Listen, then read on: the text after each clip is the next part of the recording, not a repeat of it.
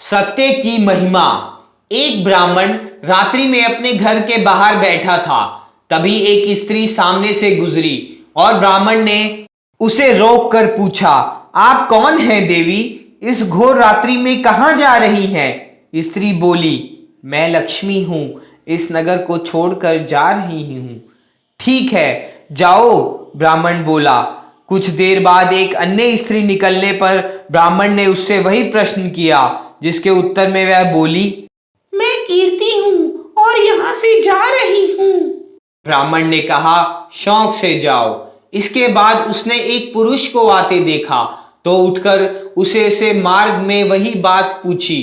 पुरुष बोला, मैं सत्य हूँ और इस नगर को छोड़कर जा रहा हूँ।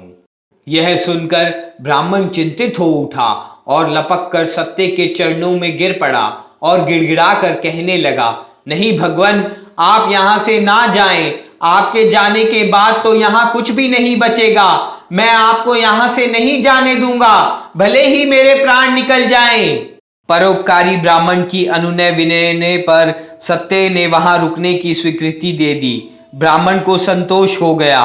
कुछ ही क्षणों में लक्ष्मी और कीर्ति को वापस आते देखकर वह मुस्कुराया और बोला, आप दोनों तो चली गई थी, अब क्या हुआ?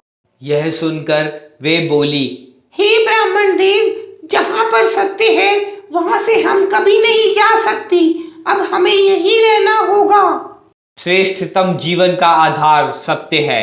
सत्य के बल पर ईश्वर है। सत्य में ईश्वरीय शक्तियां वास करती हैं। जो व्यक्ति सत्य को धारण करता है वह ईश्वर तुल्य हो जाता है। परंतु सत्य का मार्ग कांटों से भरा है।